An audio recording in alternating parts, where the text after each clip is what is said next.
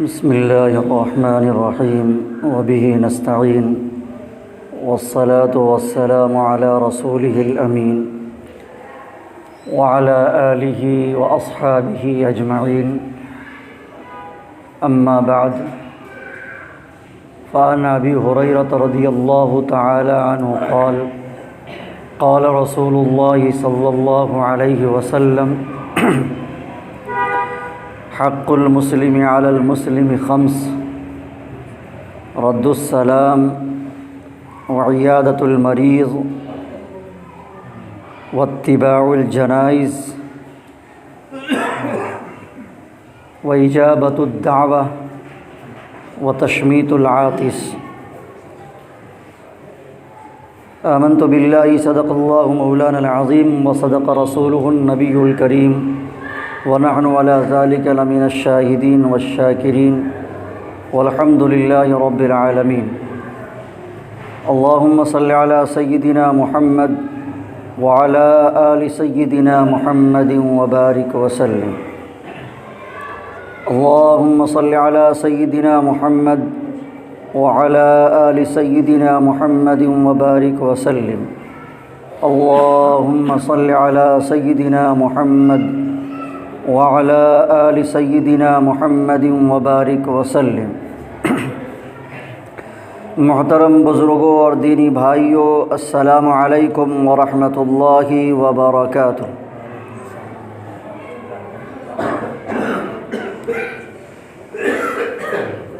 گزشتہ جمعہ میں نے اس حدیث کے ضمن میں دو حقوق بیان کیے ہیں. پہلا حق رد السلام، سلام اور اس کا جواب ہے، یعنی سلام کا جواب دینا، اس کو بیان کیا تفصیل کے ساتھ. اور دوسرا حق عیادۃ المریض، تیمار داری کرنا. کوئی بیمار ہو جائے مسلمان بھائی تو دوسرا مسلمان بھائی اس کی عیادت کرے، مزاج پرسی کرے، پرشش کرے. تیسرا حق یہ ہے کہ جب ہم میں سے کوئی مسلمان انتقال کر جائے تو اس کے جنازے میں شریک ہوں. اتباع الجنائز، جنازے کے پیچھے چلنا، یعنی نماز جنازہ ادا کرنا. اب اس سلسلے میں تجہیز و تکفین ایک الگ حق ہے، اور پھر اسی طرح سے تدفین جو ہے وہ الگ حق ہے. ان کے پیچھے چلنا یہ الگ ہے. جنازے میں شریک ہونا، نماز پڑھنا، تو ان تمام کو یہ سمجھیے کہ یہ ایک طرح من جملہ فرما دیا گیا کہ یہ تمام چیزیں حق ہیں.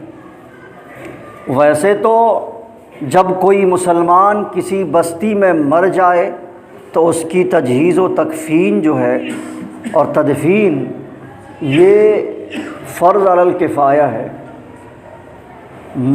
اس بستی کے رہنے والے مسلمانوں پر فرض ہے کہ اس کی تجہیز و تکفین کرے.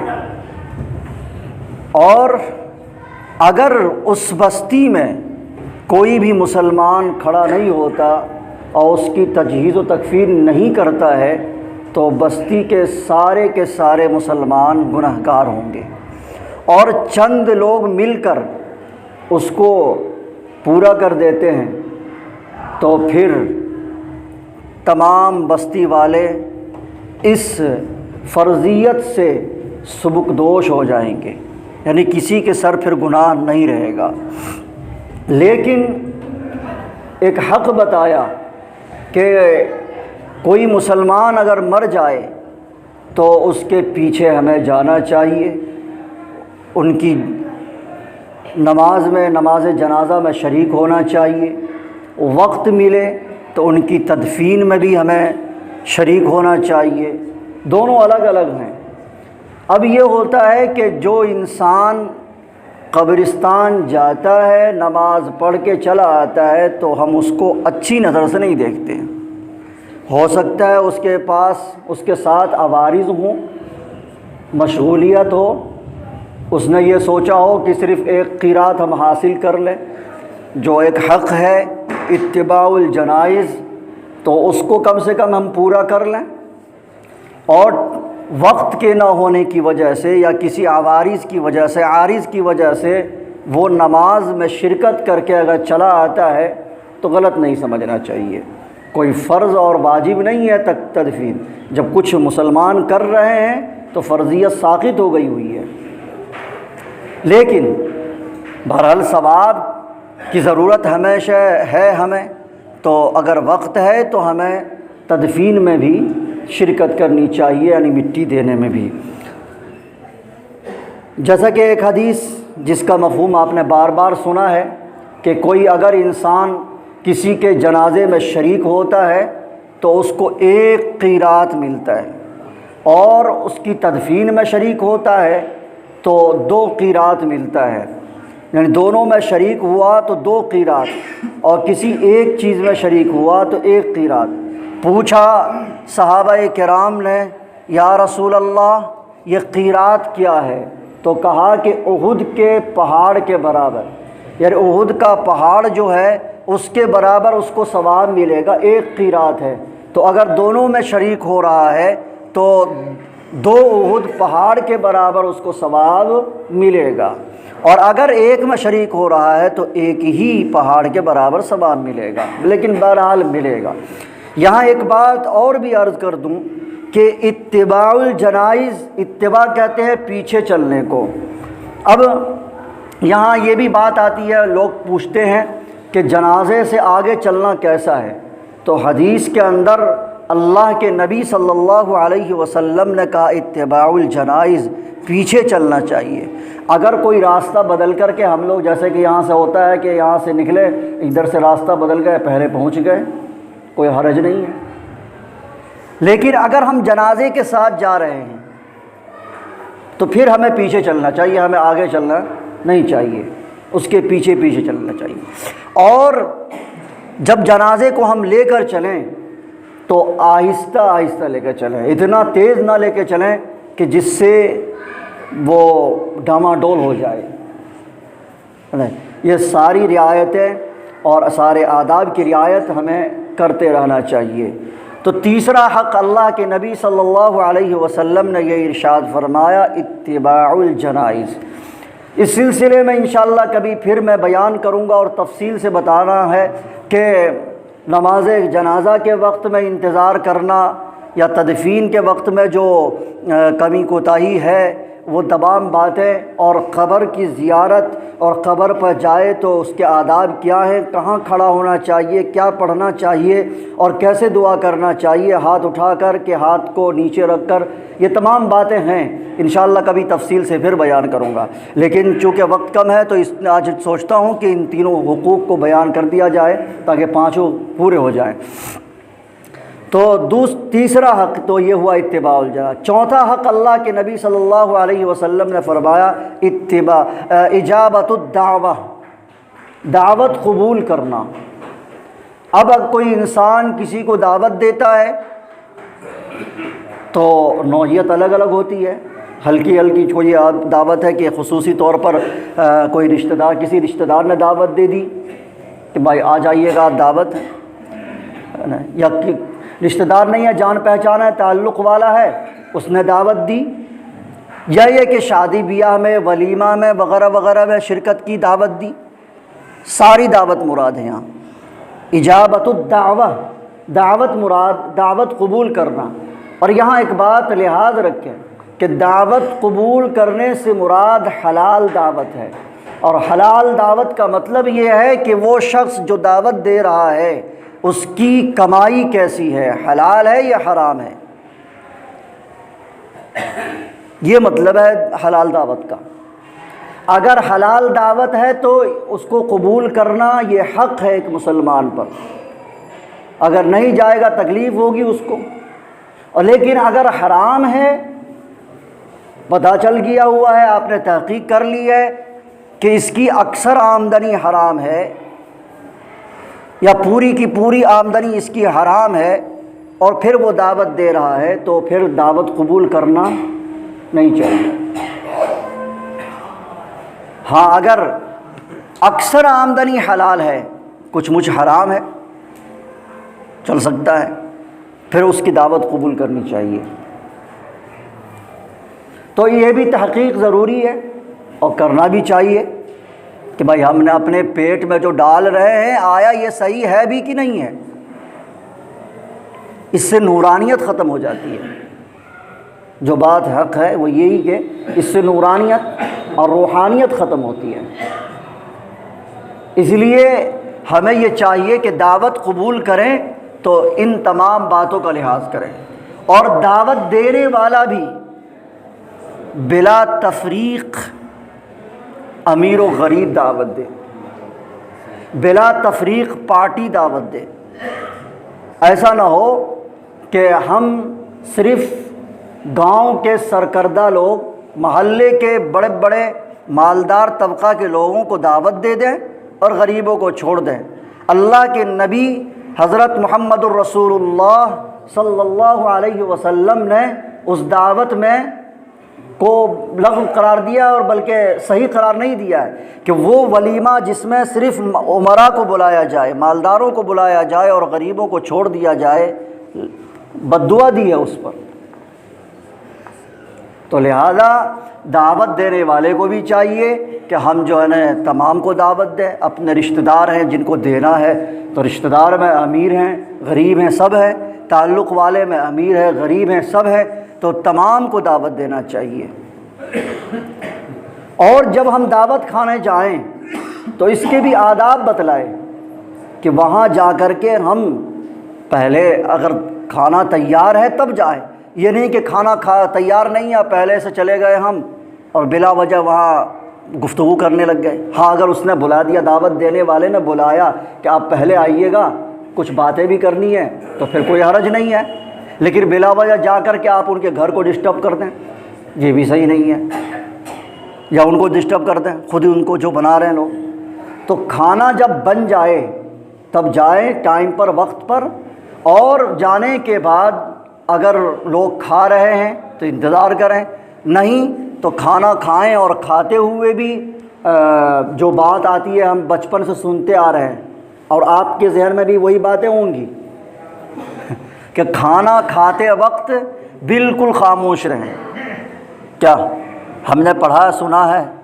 پڑھا تو نہیں ہے، سنا ہے ہم نے کہ کھانا کھاتے ہوئے ہمیں خاموش رہنا چاہیے، خاموشی کے ساتھ ہمیں کھانا کھانا چاہیے. لیکن میں آپ کو آج یہ بتا دوں، آپ کو ہو سکتا ہے اعتراض بھی ہوگا، آپ کسی اور سے جا کے پوچھیں گے بھی، لیکن اس کا میں حوالہ بھی دے رہا ہوں. امام غزالی رحمۃ اللہ علیہ نے احیاء میں لکھا ہے کہ یہ یہود و نصارہ اور مجوس کی مشابہت ہے کہ جو انسان کھانا کھاتا ہے اور خاموش رہتا ہے. کھانا کھاتے ہوئے سلف کے، صحابہ کے، اکابرین کے واقعات بیان ہونے چاہیے، اچھی اچھی باتیں ہونی چاہیے تاکہ کھانا کھایا بھی جا سکے اور اچھی اچھی باتیں بھی سنی جا سکے اور کہی جا سکے. تو کھانا کھاتے ہوئے اپنے گھر کے اندر ہو یا دعوت میں ہو، اچھی باتیں ہونی چاہیے. ماشاءاللہ سالن کے جیسا کہ اللہ کے نبی صلی اللہ علیہ وسلم ایک مرتبہ کھانا کھا رہے تھے تو سالن میں سرکہ تھا، ہے نا. تو اب کھا بھی رہے ہیں اور سرکہ کے فوائد بھی بیان کر رہے ہیں، کھا بھی رہے ہیں اور سرکہ کے فوائد بھی بیان کر رہے ہیں. جو بھی کھاتے تھے تو کدو ہے جیسا مثال کے طور پر لوکی، کدو بھی کھاتے تھے اور اس کے فوائد کو بھی بیان کرتے تھے. سرکہ کھایا، ان کے فوائد کو بیان کیا، ماشاءاللہ یہ بہت لذیذ ہے، یہ ہے، اس سے یہ فوائد ہیں، اس سے فائدے ہوتے ہیں.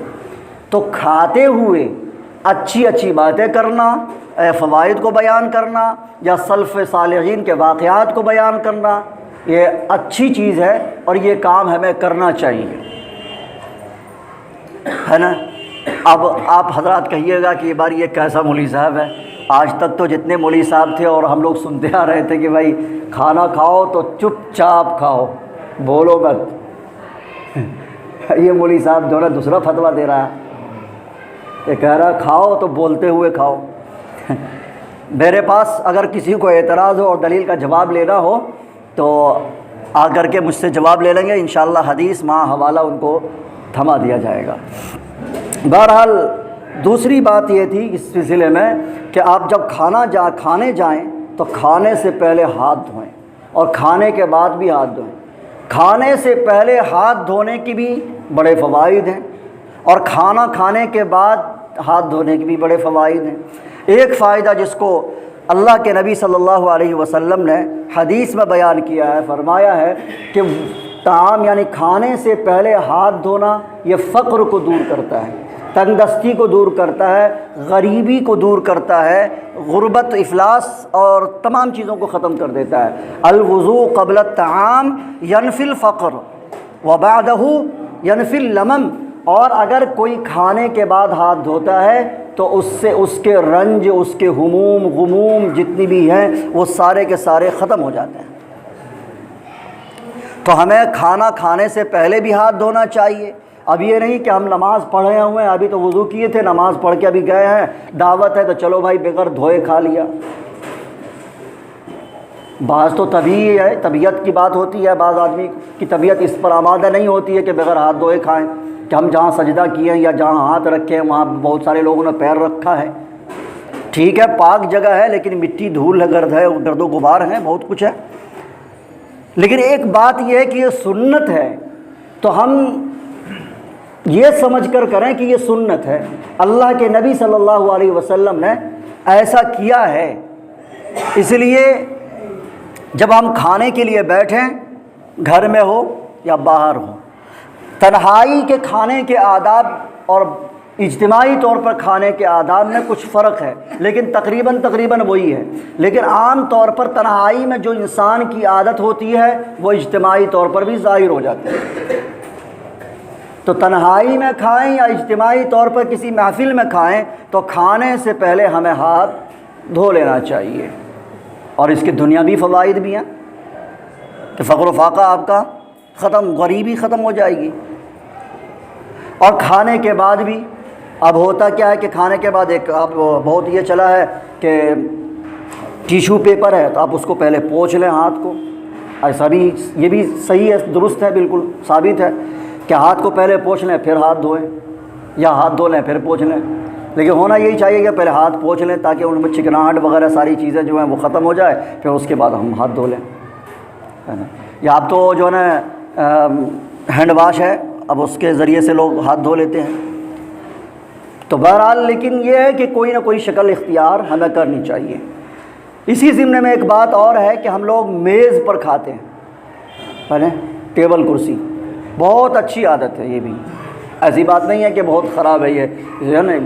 اللہ کے نبی صلی اللہ علیہ وسلم تو ویسے سفرہ پر ہی کھاتے تھے۔ ترمذی جلد ثانی کی سب سے پہلے حدیث یہی ہے، سب سے پہلی حدیث، ہے نا۔ تو لیکن یہ ایسا نہیں ہے کہ یہ شریعت کے خلاف ہے۔ اللہ کے نبی صلی اللہ علیہ وسلم ہمیشہ دسترخوان بچھاتے تھے اور سارے لوگوں کو لے کر بیٹھ کر کھاتے تھے۔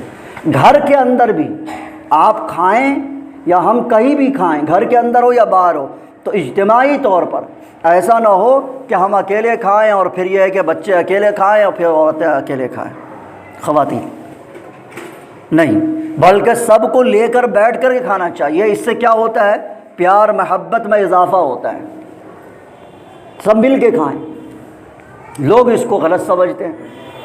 ہاں اگر یہ ہے کہ کوئی شرم و حیا کی وجہ سے نئی بہو آئی ہے، وہ نہیں کھا رہی ہے تو ساس نہ کھائے، کوئی بات نہیں، اس کے ساتھ کھا لے گی، یہ ایک رعایت ہو سکتی ہے۔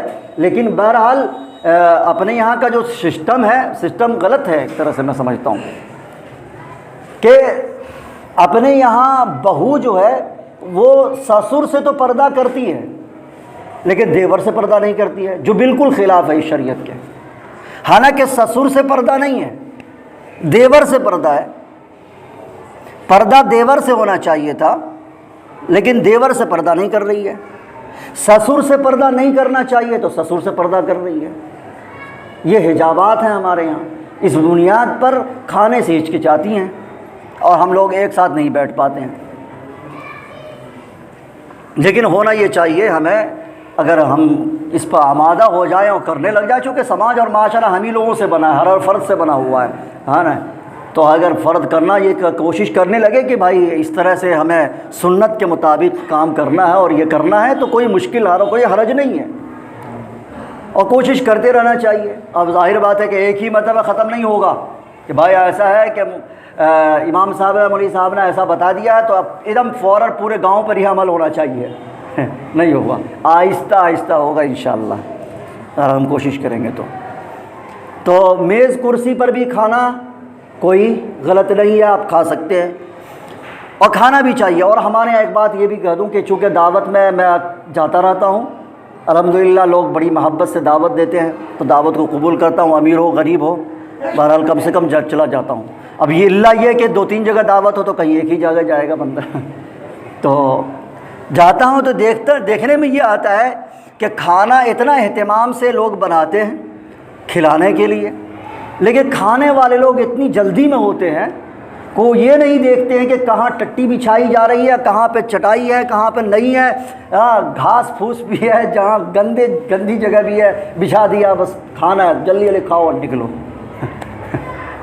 ابھی صفائی بھی نہیں ہوئی، ایک پہلی نشست اٹھ ہی رہی ہے، صفائی ہو رہی ہے، لوگ اب اسی میں سارے لوگ آتے ہیں۔ مولوی صاحب بھی کیا کریں گے بیچارے کہ اگر خدا نہ خواستہ یہاں پہ اگر شرافت دکھانے لگا کہ بھائی جب تک صفائی نہیں ہوگی، ہے نا، تب تک ہم نہیں بیٹھیں گے، تب پتہ چلا کہ یہ پہلے آئے تھے کھا رہے تھے لوگ، یہ دوسری نشست بھی اٹھ گئی، یا مولوی صاحب بیٹھے ہوئے ہیں چپ چاپ، تو مولوی صاحب بھی چپکے سے آتے ہیں تاکہ کوئی دیکھے نا، اور جہاں صفائی ہو گئی ہوتی ہے چپ چاپ وہاں جا کے بیٹھ جاتے ہیں کہ بھائی ٹھیک ہے۔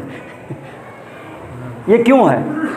یہ اس لیے ہے کہ ہم لوگوں نے عادت بنا دی ہے۔ اگر یہ ہم عادت بنا لیں کہ بھائی صفائی ہو جائے اور اچھی جگہ بیٹھ کے ہم کھائیں گے تو انشاءاللہ پھر کوئی مسئلہ ہی نہیں رہے گا، ہے نا۔ تو انشاءاللہ ہمیں کوشش کرنا چاہیے کہ ہم اچھی جگہ، یعنی جب صاف ستھری ہو جائے تب بیٹھیں، انشاءاللہ کریں گے آپ ایسا۔